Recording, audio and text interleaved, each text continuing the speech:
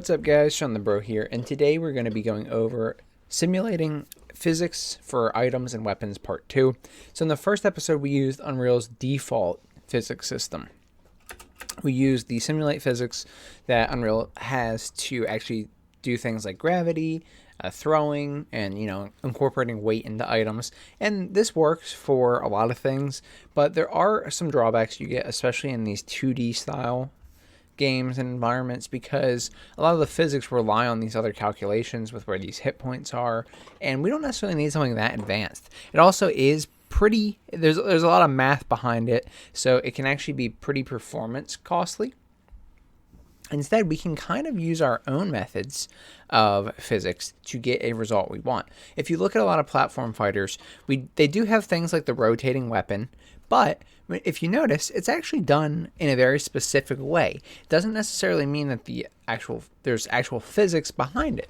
It will bounce and it may rotate to always be upright or on its side, or one of the four spots that you have, like upright, upside down, or on its left or right side.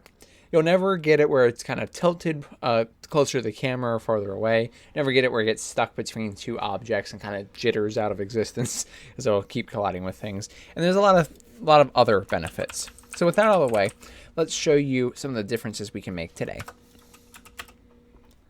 Alright, so when we get into our game, we can pick up an item and we can throw it at our opponent. Now when it collides with an opponent, we're having it stop rotating, rotate to the upright position. You could also rotate to one of the four given positions as opposed to just the upright position. That'll be handled at a future time, but you can see that it actually rotated to a specific point as opposed to simply simulating the physics. This can be useful because we can do dramatic effects with this. If you've ever watched items in Smash Bros, for example, when they collide with an opponent, they may spin around a few other times, fly up into the air a little bit. When they hit the ground, they rotate until they hit a point where they're going to stay. It looks very natural, but it's also predefined behavior every single time. You can also introduce bounciness with these projectile components, and you don't need to actually simulate physics to do that. So that's another useful thing that we can accomplish without them. But you can see that the item actually stopped there. Now, it doesn't currently have gravity, because gravity we have to handle separately. It's pretty intense, and it'll be in its own episode when we're trying to basically fake gravity in this game.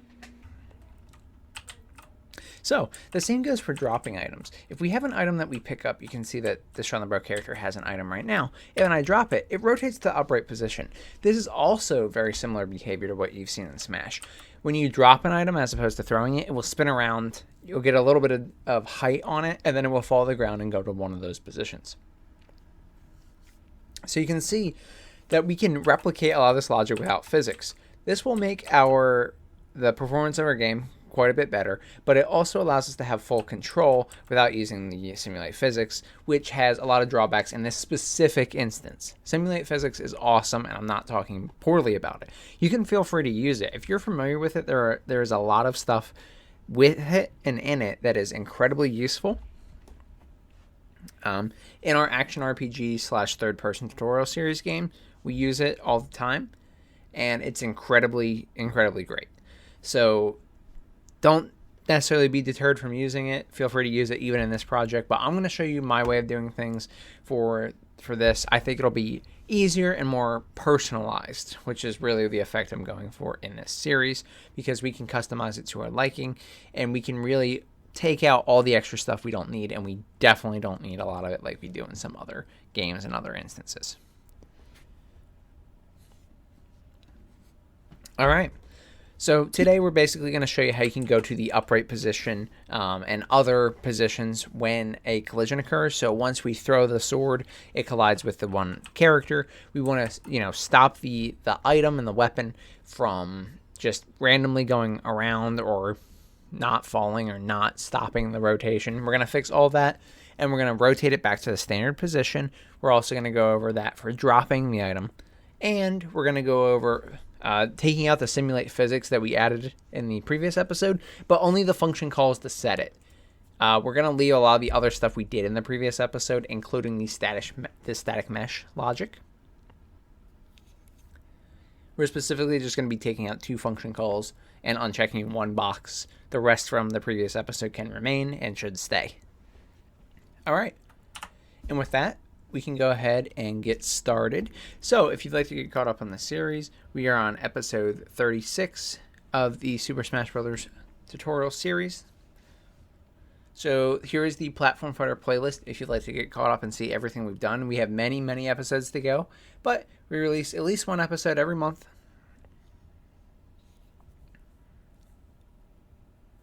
Otherwise, I'll link you to this episode right here in the top right corner. This is the first episode of Item Physics that we are going to be using stuff from, so you'll want to watch that first before you watch this one.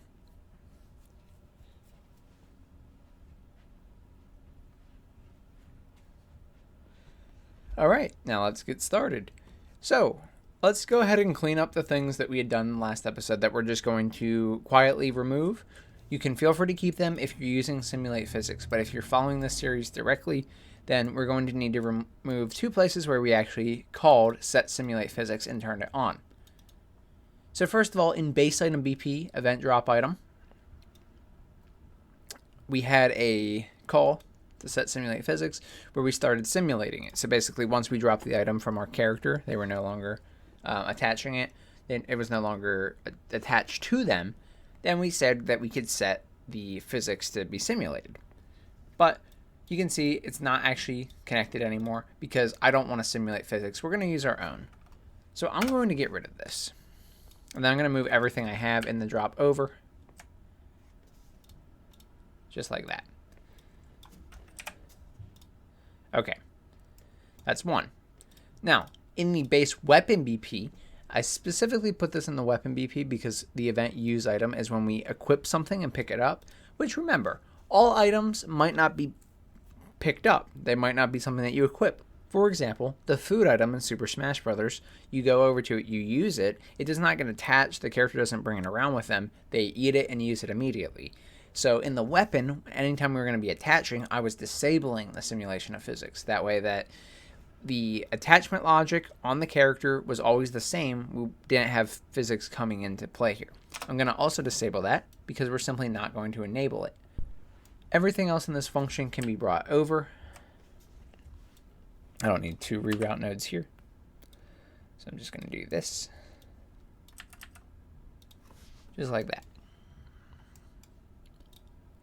The last thing we want to do is our sword weapon BP. If we click on the static mesh and go down to physics, make sure simulate physics is unchecked. Otherwise, it will simulate physics by default on that mesh, in which case it won't matter if we've enabled it or disabled it in the blueprints, it will just automatically have it and we'll have it all the time. Everything we've done with the static mesh, like checking out the collision and everything, like I said, that stuff can all stay.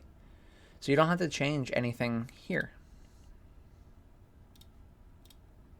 You can check simple or complex collision. Doesn't matter. Like I said, my point is you can keep everything else except those three things that I showed you. This box right here and the one set simulate physics and base weapon BP and the one thing in set simulate physics of base item BP. What we were doing after throwing the item, if a collision was found, we did collision logic in this on-component begin overlap. This is still good. Basically what happened is if the weapon was in the state thrown and it collided with a character, SSB template character of any class, then we went ahead and gave that character some damage, right? So we set the state to be collided, which is where we can do some further stuff down the line, such as additional logic for very specific items. Won't get into all that now, but it will be useful. And we were calling stop projectile movement. What this function did is it stopped the movement on the projectile and it stopped the rotation on the projectile. But the projectile just stayed in the place it was, at the rotation it was. It never actually did anything else. So we have a few options of what we can do to set some more logic up here. So first things first, let's go ahead and take a look at our drop item. Let's make sure that our drop item is also calling this function, not just the collision, because when we drop our item, we also want the item to rotate to the upright position, and we also want to make sure we stop any velocity and rotation that is occurring. Okay. Now, in here, we have something new that wasn't in the previous episodes, and I have this boolean called should rotate to upright. We're going to make a new boolean on the item class because we want to know what direction we should update this to. Now, this is only supporting upright currently. However, we can easily use this system to support all 4 of those spots I mentioned. So, like I said, standing normally, upside down, or on its left or right side. Those things are going to work fine. And we can make that work for every single scenario easily. Talk about how we can do this. Let's go into our code and go to our base item.h. Go ahead and scroll down, and we're going to add a new variable today. We're going to add one called should rotate to upright. So, should rotate to upright, what this means is it's going to determine if we should stop the rotation that the object currently has, or the item currently has, and we should rotate to the upright position. Understand, this does not mean teleport to the upright position. Okay, we're not teleporting. We just want to know if we should rotate until we reach that point, and then once we reach there, stop rotating. And we can do this to basically simulate it was rotating until it landed on this point and it stopped rotating. Very useful, very helpful for us to do this. It's both visually appealing, and it also can stop the weapons from going into places that are unattainable. You know, you can't reach it if it's this point because it's at this certain angle, blocked under this platform, whatever. So it does have a practical use, but it's also visually very nice to look at. Now, by default, I'm going to set that to be false because I don't want the item to be rotating at all when it spawns. If it spawns and a frame later it's falling from the sky and you want to rotate it while it's falling, that's fine. But at the first frame it spawns, we should spawn it the upright position, or you can spawn it at random, but basically it should be spawned at a given rotation. Okay, so we don't want it to be rotating as soon as it spawns. So I'm going to allow it to just rotate freely. I'm not going to try and force it to rotate to the upright position.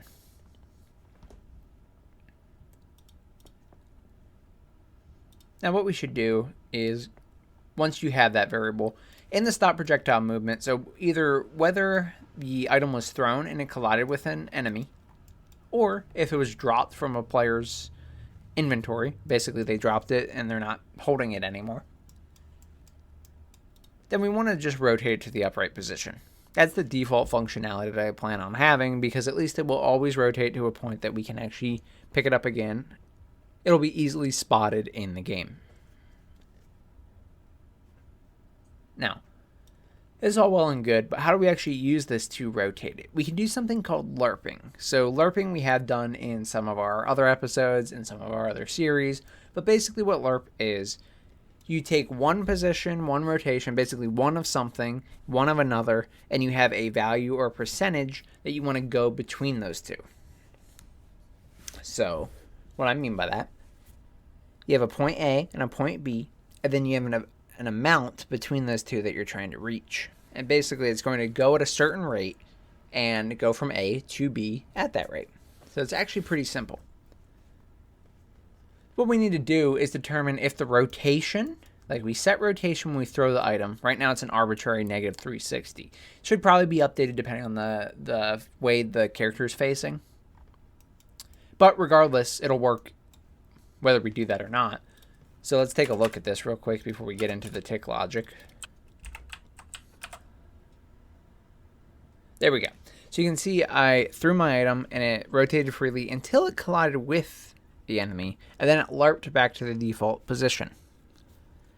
Again, there's a ton of things we can do to make this more visually appealing, but we don't have any sort of animations. We're not doing anything like that. So all we care about is that it larps back to the upright position so that it's in the right spot and we can pick it up again. If I go over, I can equip this again. No weird behavior. All right? So what we do is when we know that we should rotate it to the upright position, then we want to go ahead and larp to that position from the current place. So we do this in tick because we have to know how much time has passed, and we also need it to be affected by time dilation and pausing. If the time that has passed is slowing down, or if it's paused and no time is passing, no ticks are occurring, then we don't want to continue to rotate the item. So what I've done is I've grabbed the event tick right here. And then I grabbed my boolean, should rotate to upright, and I added a branch to it. Now, only if it's true do we do any of this logic. So otherwise, it just gets ignored and tick is very, very light.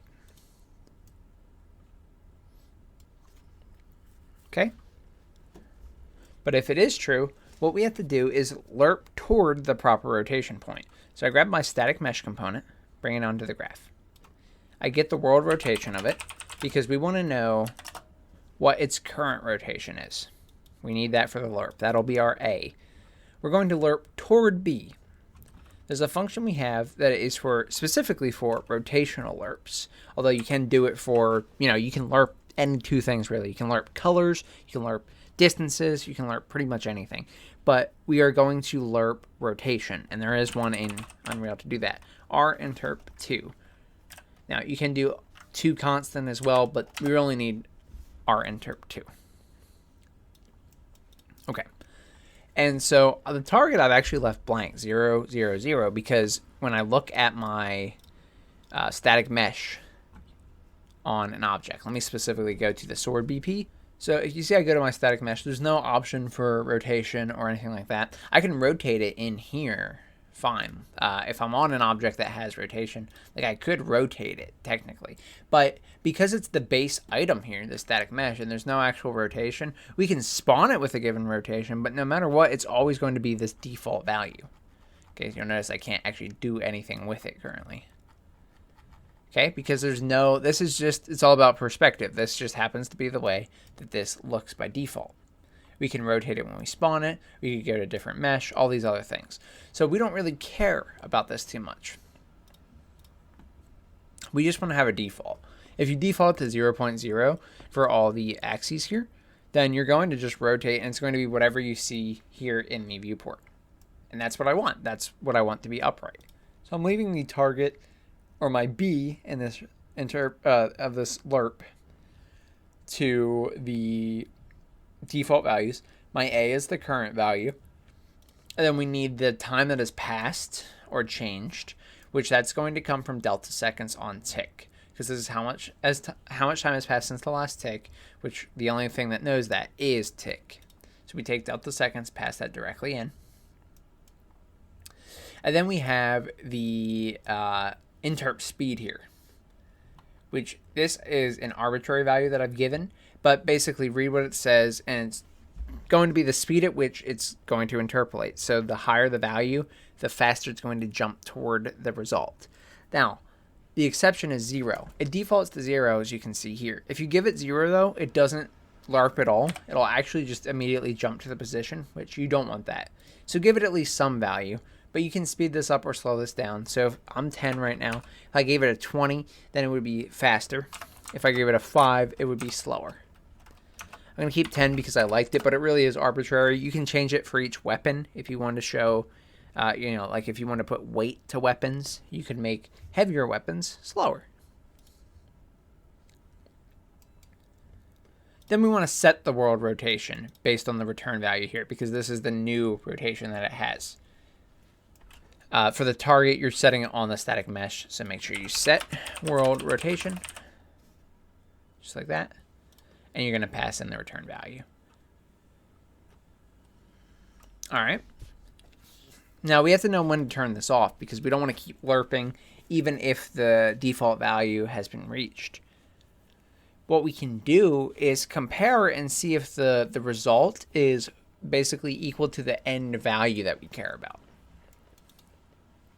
So just like anything else, you can do an equal off of a rotator. So we have our equal return value. If you do equal equal, then you have A, B, and the tolerance. So what I want to do is check and see if we've reached 0.0 on all these axes yet, basically saying we have finished the rotation. If we have, then we want to make sure we disable trying to rotate to upright. That way it can rotate freely again whenever we want. We don't want to be trying to force it to the upright position. So with that in mind, what we do is, again, we can leave these at the defaults of 0, 0, 0. But the tolerance here is important. So if it goes over, or if it's not quite there, will it pick up on it? You don't want to have a tolerance of 0, because these are float values, or doubles in some cases. In this case, they're floats. And so what's going on here is that it's checking to see if the values from this return value are equal to this. If you had a tolerance of 0, then it would have to be exactly 0 to find it. Otherwise, it won't do this logic. So even though this seems pretty insignificant, the 0.0001, that actually makes a huge difference, because if there's any difference at digits after this, which are less significant, then it will ignore them and say this is close enough. If you wanted to be even more accurate with it, you could send it out farther, and that would mean it would have to be closer to 0 to reach it. But it does mean that it will take more time getting there. If it's even just a little bit off, it will reset. You don't want to go too high, though, because if I do 0.1 off, then I could have a rotation of any of these at 0.1, and it would be considered equal, which might not look like it's actually exactly upright.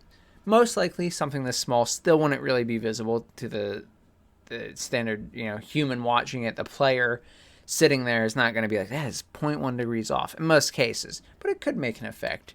So the standard that it gives you is what I left. I just want to let you know you can change that. It will have use cases. It will be important, but we really don't need to for what we're going for. It's not really necessary here.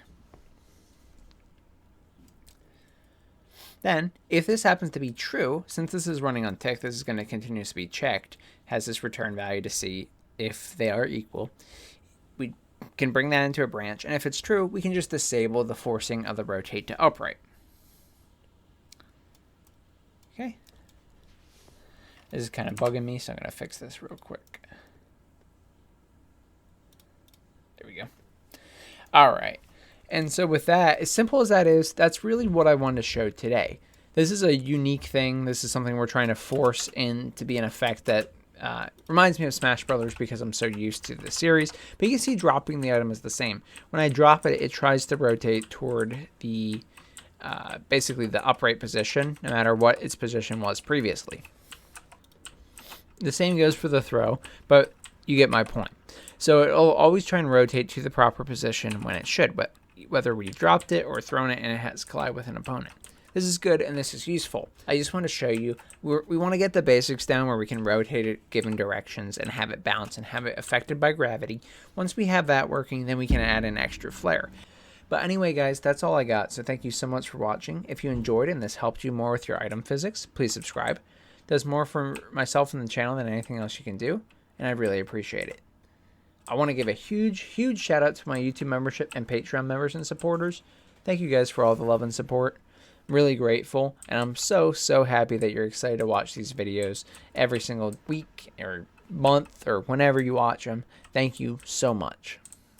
If you had any issues with this tutorial or have any questions about Simulate Physics and what you should use for your project, whether it be the custom physics we put in or the actual simulated physics system that Unreal has, feel free to message me on Discord. We have a Discord community that you can join with the link in the description, and I'd be happy to talk it over with you and figure out what is the best choice for your game. Anyway, guys, that is all I got, so thank you so much for watching. I'm Shawnthebro, and I will see you in the next one. Goodbye, guys.